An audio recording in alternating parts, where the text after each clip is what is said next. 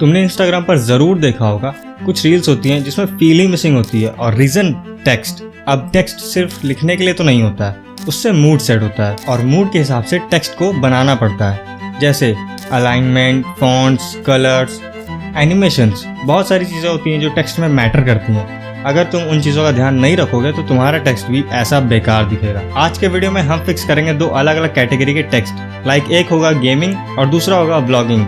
और ये दो अलग अलग टाइप क्यों, ताकि आप मूड को समझ सको। देखते हैं टेक्स्ट के साथ मूड कैसे सेट होता है। सबसे पहले आपको अपना अलाइट मोशन ओपन कर लेना है। फिर जो भी प्रोजेक्ट आपको क्रिएट करना है उसका आप रेशियो ले लो। फिर प्रोजेक्ट इंपोर्ट करने के बाद यहाँ पर अपनी मीडिया फाइल जो भी आपको यूज़ करनी है वो ले लो। यहाँ पे सबसे पहले हम गेमिंग वाले का मतलब एक टेक्स्ट क्रिएट करेंगे। अब गेमिंग क्या है, बहुत ही ज़्यादा वाइब्रेंट चीज़ यूज़ होती है। वाइब्रेंट कलर्स, रेड, ब्लू ऐसे कलर्स यूज़ होते हैं, ठीक, और ब्राइट कलर यूज़ होते हैं। तो हमने यहाँ पर अपना टेक्स्ट लिख लिया। फिर उसके बाद यहाँ पर एक बोल्ड फॉन्ट यूज़ करो। जैसे मैंने बोल्ड फॉन्ट यूज़ किया। फिर उसके बाद उसको कहीं भी आपको प्लेस करना वहाँ प्लेस करो। अपने वर्डिंग के हिसाब से देखो, यहाँ फास्ट फेज होगा तो बहुत ही कम टाइम में अपने सबटाइटल्स को एंड कर दो। तो ऐसे मतलब फास्ट बना लो। फिर उसके बाद थोड़ा बैक आते हैं और यहाँ पर मैं प्रीसेट जो प्रोवाइड कराऊंगा ये बहुत ही ज़्यादा, ये नहीं कि बहुत नेक्स्ट लेवल प्रीसेट है, बस प्रीसेट्स हैं जो आपको ये समझ में आएगा कि कहाँ पर गेमिंग प्रीसेट किस लिए यूज़ होते हैं, कैसे कलर्स यूज़ होते हैं, कैसे इफेक्ट्स उसमें यूज़ होते हैं। चलते हैं अपने वापस प्रोजेक्ट में, यहाँ पर आके उस पर पेस्ट कर दो। वहाँ से कॉपी, यहाँ पर पेस्ट, बस कुछ नहीं करना। अगर आपको अपने हिसाब से थोड़ी चीज़ें हटानी है, जैसे कि आपका टेक्स्ट अगर बहुत कम टाइम का है तो उसमें से आप फेड इन फेड आउट हटा दो, क्योंकि वो ज़रूरत ही नहीं है। बहुत जल्दी वो पॉप होगा, बहुत जल्दी एंड हो जाएगा, ठीक। उसका सब पे हम यही करेंगे, इसको कॉपी पेस्ट कर देंगे सारे अपने टेक्स्ट पे और उसको एक बार प्ले करके देख लेंगे कैसा वो लग रहा है। अब जल्दी से हम यहाँ पर जितने भी हमारे वर्ड्स हैं उसको आगे नेक्स्ट वर्ड जो होने वाले हैं वो सब उस पर हम जल्दी से उसकी टाइपिंग कर लेते हैं। अब जैसे कि यहाँ पे आपको सारे के सारे अपने जो वर्ड्स हैं वो ऐसे टाइप करके रख लेने, मतलब आपके सबटाइटल्स। अब यहाँ पर देखो, जैसे टेक्स्ट बहुत ज़्यादा अच्छा नहीं लग रहा है तो सबसे पहले उसके पीछे हम डार्कनेस क्रिएट करेंगे। उसके लिए एक शेप लो। शेप को क्या करो, मतलब अपने अकॉर्डिंग थोड़ा सा बड़ा कर लो। पहले हम इसको लेंथ पूरी पहुंचा लेंगे जहाँ तक भी हमें चाहिए।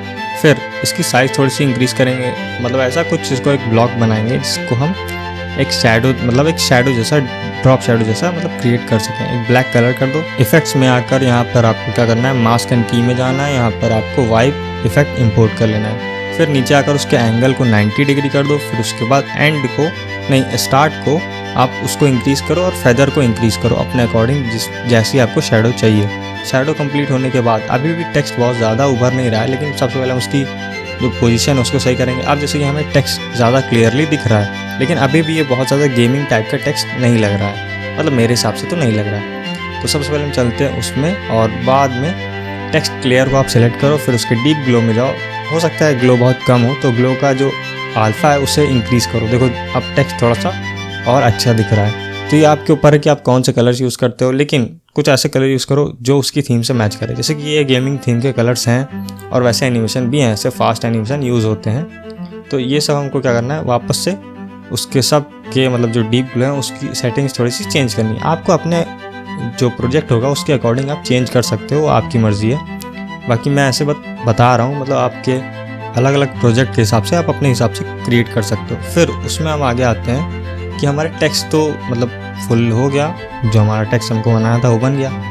अब जैसे कि इसमें और भी बहुत सारे मतलब प्रीसेट्स हैं तो उसे टेस्ट करते हैं। सबसे पहले इसके सारे इफ़ेक्ट जो है वो यहाँ से डिलीट कर देते हैं। यहाँ से आप क्लिक करें, उसको डिलीट कर दो। फिर उसके बाद बैक आओ और वापस से उस प्रीसेट वाले में चलते हैं, गेमिंग प्रीसेट पर। और यहाँ पर सेकेंड वाला उतना कुछ मतलब काम का तो आपके हो सकता है, लेकिन मतलब हमको उतना कुछ खास नहीं लग रहा। तो यहाँ से थर्ड वाले को सारा कॉपी करते हैं। ये कुछ और एस्थेटिक नियॉन वाइब भी देता है, लेकिन मतलब वो आपके होता नहीं फ्यूचरिस्टिक वाली वाइब, तो वैसा वो देता है। तो ये यूज़ कर सकते हैं अपने गेमिंग में भी। तो यहाँ पर आपको फिर से वही फेड इन फेड आउट हटाना पड़ेगा क्योंकि बहुत छोटा सा टेक्स्ट है। फिर उसके बाद आप अपने डीप ग्लो को इन्हेंस कर लो, थोड़ा मतलब थोड़ा उसको इंक्रीज़ करो अपने हिसाब से। अगर नहीं लग रहा है तो एक और डीप ग्लो इंपोर्ट कर लो। जैसे कि इसमें मुझे डीप ग्लो मतलब लग ही नहीं रहा था कि भाई डीप ग्लो है इसमें, तो ऐड इफेक्ट करते हैं, यहाँ से एक और डीप ग्लो इंपोर्ट कर लेते हैं, ठीक। तो डीप ग्लो यूज़ कर लो एक और बार और इसे इस बार रेडियस इसका बढ़ा दो तो, और उसका अल्फा भी बढ़ा दो। देखो अब थोड़ा अच्छा लग रहा है। तो टेक्स्ट के हिसाब से होता है तुम इसे सेट कैसे करते हो। बाकी अगर सबटाइटल्स यूज़ कर रहे हो तो उसे बॉटम में सेट करो। अगर बहुत ही ज़्यादा तुम्हें मतलब अलग अलग टाइप की कैटेगरी की वीडियोस होती हैं जहाँ पे अलग अलग तरह से यूज़ होते हैं। तो वो मैं यूज़ बता रहा हूँ, कहाँ कहाँ यूज़ कर सकते हो वो सब चीज़ें बस। तो ऐसे सबटाइटल्स में बॉटम में यूज़ करो और कुछ ऐसा लुक आएगा इस वाले टेक्स्ट का। मतलब अभी ये प्ले नहीं हो रहा, वो ग्लिच है ना, इसलिए ग्लिच टेक्स्ट है। तो जब वो तुम उससे किसी लंबे टेक्स्ट पर लगाओगे तो वो ज़्यादा अच्छा लगेगा, जैसे इंट्रो बनाने के काम में आ जाएगा वैसे टेक्स्ट। ठीक, तो ऐसे कलर्स यूज़ होते हैं और ऐसे फॉन्ट्स यूज़ होते हैं लाइक गेमिंग में, और ऐसे टेक्स्ट इफेक्ट तुम बना सकते हो। अब आते हैं अपने व्लॉगिंग वाले पे। व्लॉगिंग वाले के लिए मैंने ये वीडियो उठा ली, ठीक, कुछ भी वीडियो लेकिन बस एस्थेटिक, ठीक। फिर उसके बाद हम चलते हैं अपने व्लॉगिंग वाले प्रीसेट में। यहाँ पे भी आपको मैं 3 ही प्रीसेट दूंगा। यहाँ पर बहुत ही ज़्यादा देखो, मतलब कुछ कॉम्प्लिकेटेड नहीं है। यहाँ से टेक्स्ट को कॉपी करो, अपने प्रोजेक्ट में आओ, पेस्ट कर दो। अब व्लॉगिंग में क्या होता है, तुमको बहुत ज़्यादा कुछ करने की ज़रूरत है नहीं, तो अपने टेक्स्ट को बस सिलेक्ट करके थोड़ा सा छोटा करो, मतलब अपनी क्लिप के हिसाब से सेट कर लो। अब ये बहुत ही प्रीमियम लगने के लिए इसे तुम्हें अलाइन करना पड़ेगा। अलाइन लाइक सेंटर में अलाइन कर सकते हो, राइट साइड में, बॉटम में, ऐसा कुछ अलाइन कर सकते हो। लेकिन कलर थोड़े देख के लगाना। जैसे कि मैंने इंपोर्ट किया तो यहाँ पर ये बॉटम में अच्छा लग रहा है क्योंकि वहाँ डार्क है और डार्क पे ये कलर अच्छे से दिख रहे हैं। तो जैसे कि इंपोर्ट करने के बाद अपनी क्लिप के हिसाब से अपने कलर्स को चूज़ कर लेना और फॉन्ट ऐसे यूज़ करना जो एस्थेटिक्स में दिखें और अच्छे लगें। इसमें ग्लो मत यूज़ करना, ग्लो किसी काम का नहीं होता एस्थेटिक्स में, और कहीं मतलब यूज़ नहीं होता, वो बस एक्स्ट्रा लोग ग्लो डाल देते हैं, वो अच्छा नहीं लगता। फिर उसके बाद हम आगे चलते हैं अपने मतलब दूसरे वाले टेक्स्ट को।